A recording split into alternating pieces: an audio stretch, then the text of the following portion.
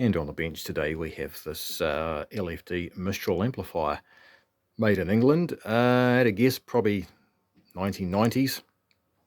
It could even be early 2000s. I'm not quite sure. But yeah, the fault it came in for was one channel low in volume and distorted. Ended up being one of the speaker rail fuses had blown. Quite sure how that had happened. I'm going to question the customer on his speakers and connections when he comes to pick it up. But yeah, I noticed there's a couple of sort of hot spots around that area there. So I took the board out and checked for dry joints, and there were a couple of questionable looking solder joints under there. And noticed too a couple of the pins on the filter caps weren't quite soldered correctly. So I resoldered those as well.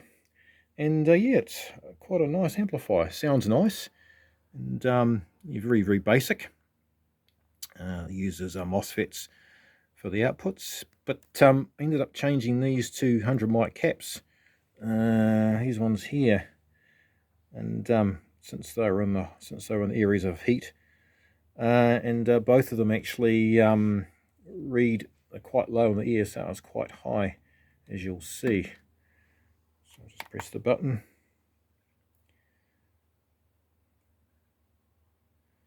And yeah, that one is definitely, the value is low, and the ESR is definitely quite high in comparison to a new one. And we'll check the other one as well. See what this one reads. I think this one was slightly better.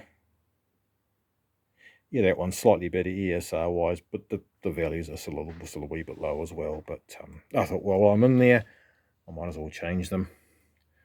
It would seem silly not to. Had to give the switches a clean as well. They're a little bit noisy, a little bit scratchy, but yeah, quite a nice little amplifier actually, and does sound quite nice. So I just sort of do a little video on it for something a bit different. After all, this is Krusty's workshop, so you know, anything could appear on the bench at any given time. Just for us are probably distance away from services, agricultural services.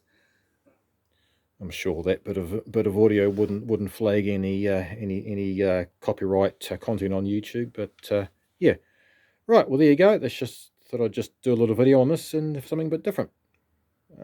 Stay tuned for the next one. Cheers.